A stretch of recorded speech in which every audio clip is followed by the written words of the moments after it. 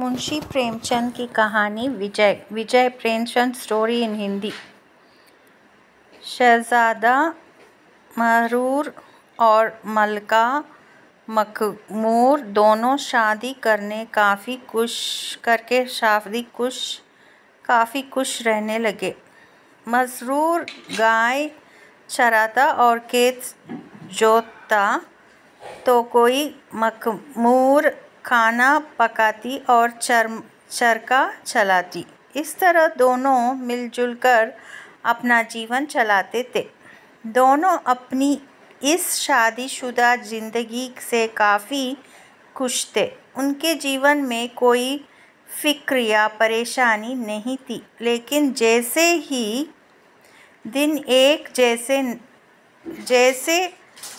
जैसे हर दिन एक जैसा नहीं रहता, उसी तरह उनके भी दिन बदलने लगे। इसका कारण था मसरूर के दरबार का नसरबंद सदस्य बुलहवस खान एक फसादी आदमी था, जिस वजह से उसे दरबार में नजरबंद निगरानी में रखना किया गया था। अब वह धीरे धीरे मलका मखमूर का खास बन गया। मलका अपने सभी सलाह उसी से लेने लगी। उसके पास एक हवाई जहाज था, जिस पर बैठकर वो महज कुछ ही मिनटों में हजारों मील दूर दुनिया की सफ़र करता और खबर लाता था। कभी कभी मलका भी उस जहाज पर बैठकर दूसरे देशों की सैर करती थी। बुलहवस कहता था कि बादशाह को अपना साम्राज्य अन्य देशों में भी फैलाना चाहिए। उन्हें दूसरे देशों पर कब्जा करके धन कमाना चाहिए। इसी तरह की कई बातें करके वह मलका के कान भरता और मलका भी उसकी बातों को ध्यान से सुनती। धीरे धीरे मलका के मन में भी बुलहवस की बातें घर कर गई और उसे अभी अपना सुखी जीवन परेशान करने लगा। मगर महरूर एक शांति प्रिय व्यक्ति था। धीरे धीरे दोनों पत्नी के बीच कलह बढ़ने लगी और उनके रिश्ते में सिर्फ संदेह रह गया। इतना ही नहीं, उसके कुछ दरबारी भी उसका विरोध करने लगे। इन सब से परेशान होकर एक दिन उसने सारी सल्तनत मलका के हवाले कर दी और खुद एक पहाड़ी इलाके में जाकर छिप गया। इस बात को वर्षों गुजर गए। अब मलका अपने सल्तनत की रानी थी। दूसरे देशों पर कब्जा करने के लिए उसके एक बड़े सेना तैयार कर ली थी, जिसे लेकर उसने कई पड़ोसी मुल्कों पर आक्रमण किया और उन्हें लूटा भी। वहीं इन सब के बीच उसके सल्तनत में अब पहले जैसे शांति नहीं थी। उसके लोग आपस में ही एक दूसरे के विरोध हो रहे थे। इन्हीं में से एक था कर्ण सिंह बुंदेला। उसकी अपनी ही एक अलग फौज थी, जो मलका के कारनामों के खिलाफ था। उसकी फौज कोई हथियारबंद सेना नहीं, बल्कि गाने बजाने वाले लोगों से भरी हुई थी। एक दिन कर्ण सिंह बुंदेला की फौज ने मलका के महल में चढ़ाई कर दी। मलका को लगा कि वो इन्हें आसानी से हार देगी। यही सोचकर मलका ने करण सिंह के काफिले पर हमला करने के लिए अपनी सेना भेजी। उसकी सेना ने जब वहां पहुंचकर करण सिंह को उसके काफिले के गीत सुने तो उनके दिमाग पर एक नशा छाने लगा। जिसने भी उनका गीत सुना नशे में खोकर बेहोश गए। मलका दूर से यह सारा मांजरा बस देखे जा रही थी। फिर उसने खुद वहां पर जाने का फैसला किया, लेकिन मलका का हाल भी उसकी सेना जैसे ही हुआ। उन दिनों की आवाज़ सुनते ही वह भी मदहोश होकर बेहोश हो गई। इसके बाद करण सिंह शादी महल में पहुंचता है और अपना गीत गाना बंद कर देता है। जैसे ही उसका गीत बंद होता है, मलका होश में आती है और उसने करण सिंह से फिर से वही राग सुनने की इच्छा जाहिर करती। मलका के साथ ही होश में आए उसके सिपाहियों ने भी अपना मत देते हुए कहा कि उन्हें भी वही राग सुनना है। उन्हीं के सल्तनत में सूबेदार लोचनदास भी रहता था। जब उसे करण सिंह के विजय की खबर मिली तो उसने भी विरोध करने की ठानी। वह भी अपनी फौज लेकर राजधानी में आ गया। मलका ने भी अपने सैनिकों को युद्ध करने के लिए तैयार कर रखा हुआ था, लेकिन इस बार भी यही हुआ। बंदूक और तलवार जैसे हथियारों से बंधे उसके सैनिक सूबेदार लोचनदास की सरकस करने वाली फौज के सामने एक पल भी नहीं टिके। जैसे ही उसके सैनिक युद्ध मैदान में गए, वहां पर सुंदर नर्तकियां, एक्टर, सर्कस और बाइस्कोप देखकर वो सभी अपना होश खो बैठे। सूबेदार लोचनदास की सर्कस फौज बर्फिस्तानी चोटियां और बर्फ के पहाड़ से लेकर पेरिस का बाजार, लंदन का एक्सचेंज, अफ्रीका के जंगल, सहारा के रेगिस्तान और जापान की गुलकारियां जैसे सैकड़ों विचित्र आकर्षक दृश्य सर्कस में दिखा रहे थे। मलका की पूरी फौज युद्ध भूलकर बेतहाश होकर इन दृश्यों को देखते हुए बेहोश हो गए।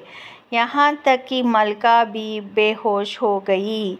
वहीं लोचनदास अपनी विजय की हुंकार लगाते हुए जब शादी महल में आया तो मलका और उसके सिपाही होश में आए। एक बार फिर से उन्होंने लोचनदास से वही तमाशा देखने की इच्छा जाहिर की। इसी तरह अपनी दूसरी हार देखकर मलका मखमूर बहुत दुख हुआ। वह पूरा दिन सोचता रहता कि अगर इसी तरह चलता रहा तो एक दिन उसका सारा राज्य उसके हाथ से निकल जाएगा। इन हालातों के लिए वह शाह मसरूर को कोसती भी थी। उसका सोचना था कि अगर मसरूर इस तरह सल्तनत से न जाते तो आज उनकी ऐसी दिशा नहीं होती। इसके बावजूद भी मलका में ठाना कि वो अपनी सल्तनत को बचाने के लिए मसरूर की मदद नहीं लेगी। मलका जब भी उन आकर्षक गीतों को सुनती और मनमोहक सर्कस के दृश्य देखती तो उसे अपनी सल्तनत की खबर नहीं रहती। वह सब कुछ भूलकर बस आनंद महसूस करती थी। एक दिन बुलहवस खान ने लिखा कि उसे उसके दुश्मनों ने घेर लिया है और वो चारों तरफ से हमला कर रहे हैं। बुलहवस खान के संदेश का मलका पर कोई असर न हुआ। मलका और उसकी फौज गाने सुनने और दृश्य देखने में ही व्यस्त थे। इतने में 2 सूबेदारों ने फिर से बगावत कर दी। इस बार मिर्जा शमीम और रसराज सिंह ने मिलकर राजधानी पर हमला किया। मलका की फौज में अब न पहले जैसे वीरता थी और न ही सल्तनत को बचाने की आग। गाने बजाने और सैर तमाशे ने उन्हें आराम से रहने वाला बना दिया था। वहीं मिर्जा शमीम की फौज के सिपाही भी लड़ाकू नहीं थे। उनके किसी सिपाही के हाथ में फूलों के गुलदस्ता थे तो किसी के हाथ में इत्र की खुशबूदार शीशियाँ थीं। पूरे मैदान में बस मनमोहक खुशबू फैली हुई थी। वहीं दूसरी तरफ रसराज की सेना में किसी सिपाही के पास बर्फी और मलाई की टोकरी थी तो किसी के पास कोरमे और कबाब थे। कोई खुबानी और अंगूर लिए खड़ा था तो कोई इटली की चटनी और फ्रांस की शराब। इटली की चटनी।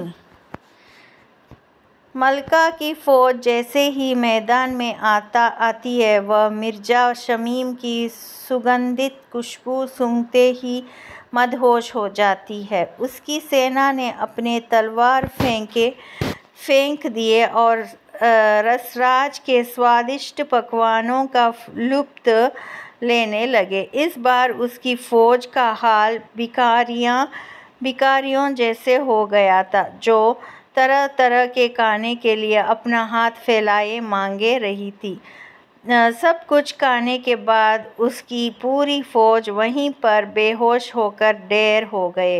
यही हाल मलका का भी था, बस वह भी जी भर खा पी लेने के बाद बेहोश हो गई। अब मलका अपनी पूरी सल्तनत हार चुकी थी। वह अब इन लोगों की गुलामी करने लगी। अभी कर्ण सिंह के दरबार में हाजिर लगती थी तो कभी मिर्जा शमीम की खुशामद करती थी। हाँ, कभी कभी थक जाने या बीमार होने पर अकेले बैठकर घंटों रो लेती थी। वह मन ही मन चाहती थी कि मसरूर को मनाकर वापस ले आए, लेकिन अगले ही पल उसका मन बदल भी जाता था। बुलहवस खान ने जब सल्तनत की यह कमजोरी देखी तो उनके भी मलका से बगावत करने की ठानी। उसकी फौज ने अगले ही पल में मलका की फौज को हराकर उसे बंदी बना दिया। गिरफ्तार करने के बाद मलका को एक कैद खाने में बंद करवा दिया गया। अब वह किसी का सेवक नहीं था बल्कि खुद मलका का स्वामी बन गया था।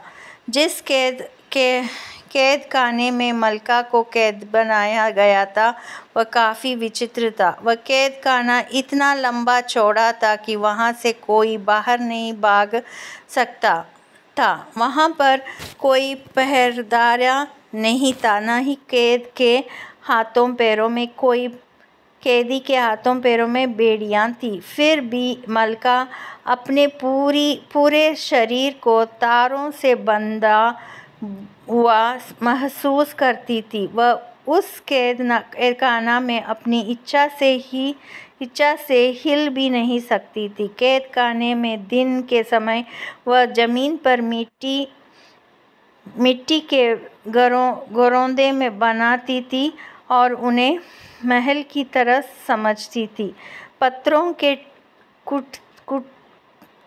टुकड़ों को गहनों की तरह पहनती और कहती कि उसके सामने हर तरह के हीरे जवाहरात फीके हैं। ऐसे ही कई दिन गुजर गए। मिर्ज़ा शमीम, लोचनदास सभी उसे हर वक्त गैर कर रखते थे। उन लोगों के मन में डर भी था कि वह कैद में रहती हुई भी शाह मसरूर तक कोई संदेश न भेज दे। वहीं मलका भी उस कैद से निकल भागने की सोचने लगी। एक दिन मलका बैठी बैठी सोचने लगी कि जो पहले उसके इशारों पर नाचते थे अब वही उसके मालिक बन गए हैं। वो जैसा चाहती है उसे वैसे ही अपने इशारों पर नचाते हैं। उसे अब अफसोस होने लगा था कि उसे शाह मसरूर की बात मान लेनी चाहिए। वह दिन रात बस इस कैद खाने से भागने और शाह मसरूर से मिलने का सोचती रहती। उसके बाद उनकी हर बात मानने की भी कसम खाती। खुद को कोसती कि उसके इस नमक हराम बुलहवस खान की बातें क्यों सुनी। यही सब सोचते सोचते मलका जो रो रही थी कि अचानक उसने अपने सामने एक हंसी लिए चेहरा वाला पुरुष देखा जिसने सादे कपड़े पहने हुए थे। मलका ने आश्चर्यचकित होकर उससे पूछे, आप कौन? मैंने आपको पहले यहाँ नहीं देखा है। पुरुष, मैं इसी कैद खाने की देख रेख करता हूँ, लेकिन मैं यहाँ बहुत कम आता हूँ। जब किसी कैदी की तबीयत खराब होती है तो उसे यहाँ से निकलने में मैं मदद करता हूँ। मलका ने फिर पूछा, आपका नाम क्या है? पुरुष ने जवाब दिया, संतोख सिंह। मलका, क्या आप मुझे इस कैद से बाहर निकाल सकते हैं? संतोख, हाँ, निकाल सकता हूँ, लेकिन इसके लिए आपको मेरी बताई बातों को मानना होगा। मलका, मैं आपके सारे हुक्म मानूंगी। खुदा के लिए मुझे बस यहाँ से बाहर निकाल दें। मैं पूरी उम्र आपकी शुक्रगुजार रहूँगी। संतोख, आप कहाँ जाना चाहती हैं? मलका, मुझे शाह मसरूर से मिलना है। क्या आपको पता है कि वो कहाँ रहते हैं? संतोख, हाँ, मुझे पता है। मैं उन्हीं का नौकर हूँ। उन्होंने ही मुझे इस काम पर रखा है। मलका, तो मेहरबानी करके मुझे यहाँ से निकालें और मुझे उसके पास ले चलें। संतोख, ठीक है, तो सबसे पहले तुम्हें यह रेशमी कपड़े और सोने के जवाहरात उतार कर फेंकना होगा। बुलहसन ने इन्हीं जंजीरों से तुम्हें जकड़ा हुआ है।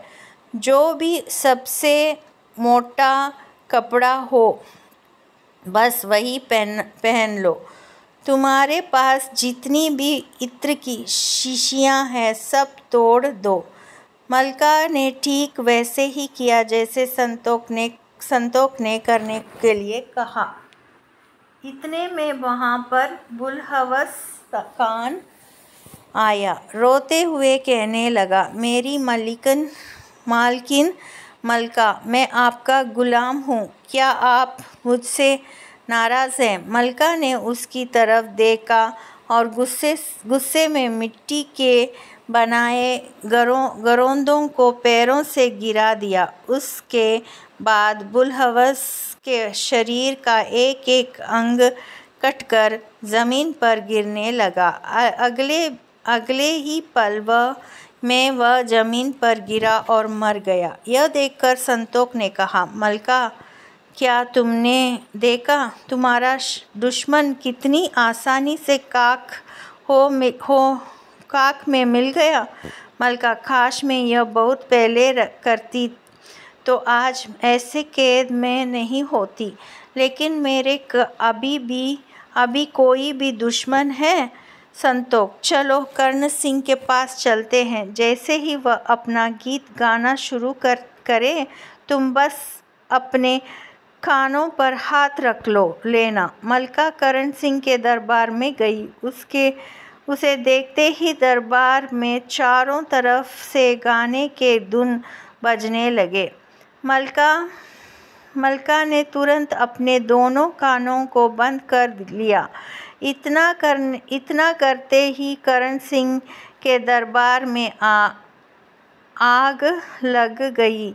उसके सारे दरबारी जलने लगे। यह सब देखकर कर्ण सिंह दौड़ता हुआ मलका के पैरों में गिर पड़ा और बोला, इस गुलाम पर रहम करे मालकिन, अपना कानों पर से हाथ हटा लें, वरना मेरी जान जा सकती है। मलका, ठीक है, लेकिन मेरी शर्त है कि फिर कभी तू बगावत नहीं करेगा।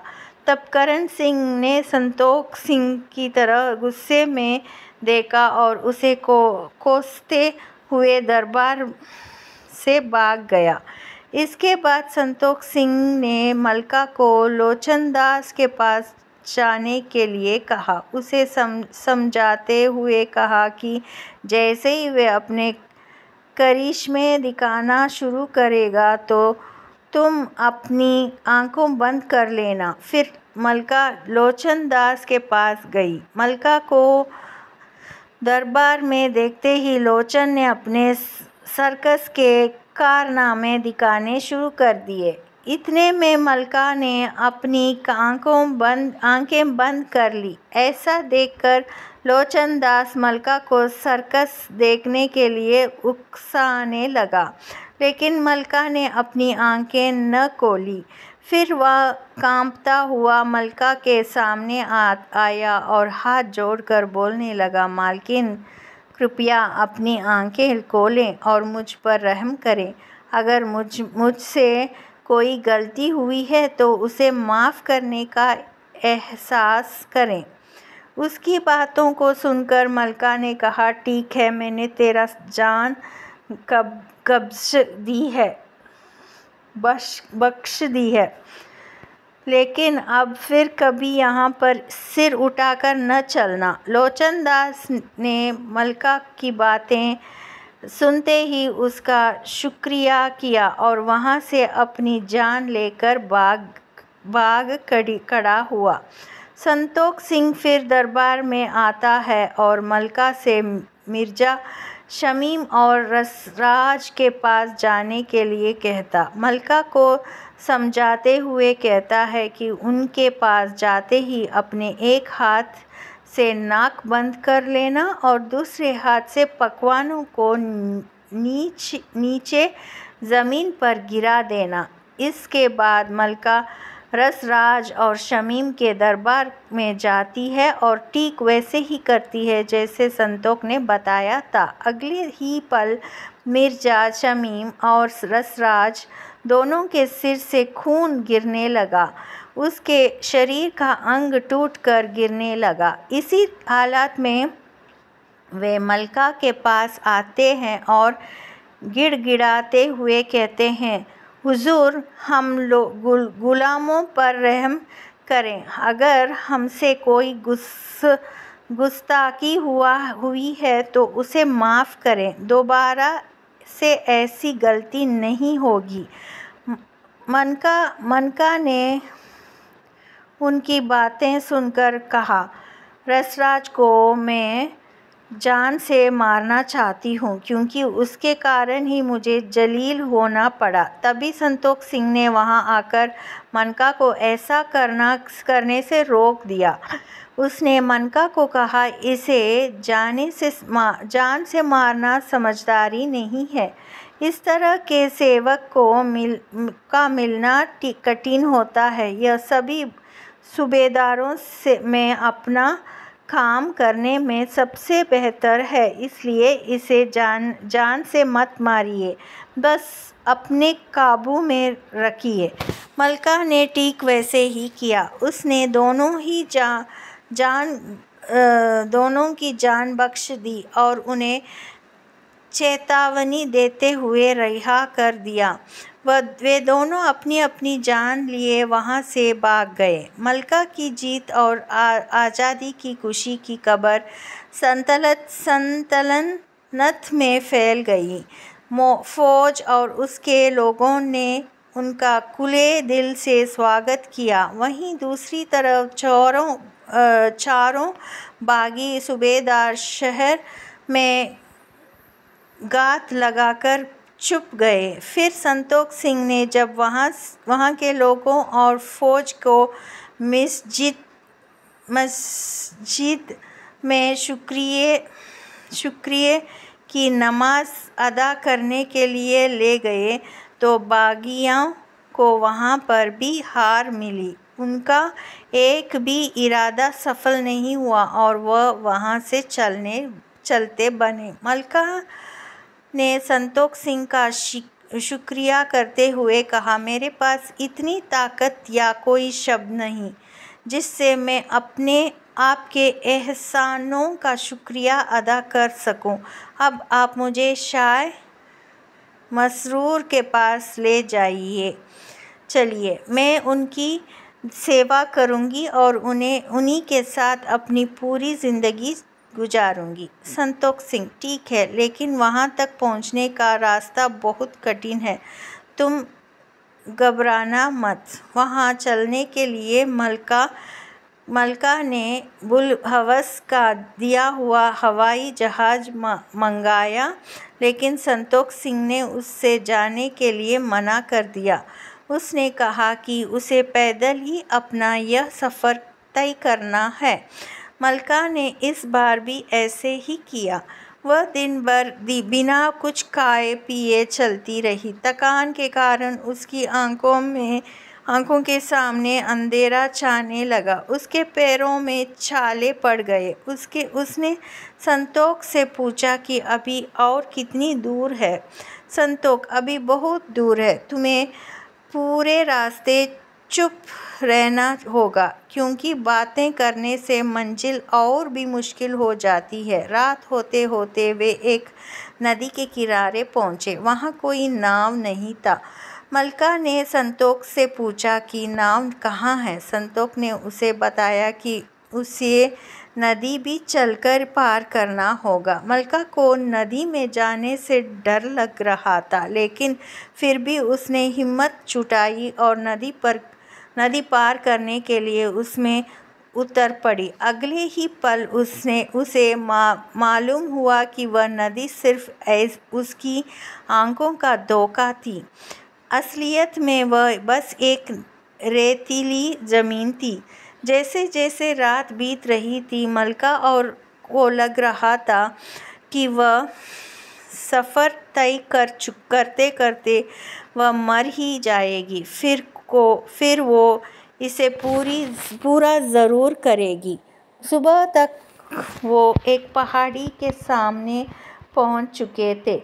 उसे पहाड़ की चोटियां आसमान से भी ऊंची थी। संतोख सिंह ने मलका से कहा कि शाह मसरूर इसी पहाड़ी की सबसे ऊंची चोटी पर है। फिर उससे पूछा, क्या तुम इस पर चढ़ सकती हो? मलका ने हिम्मत दिखाते हुए कहा, हाँ, मैं चढ़ने की पूरी कोशिश करूँगी। इसके बाद वह तेज़ी से उस पहाड़ पर चढ़ने लगी।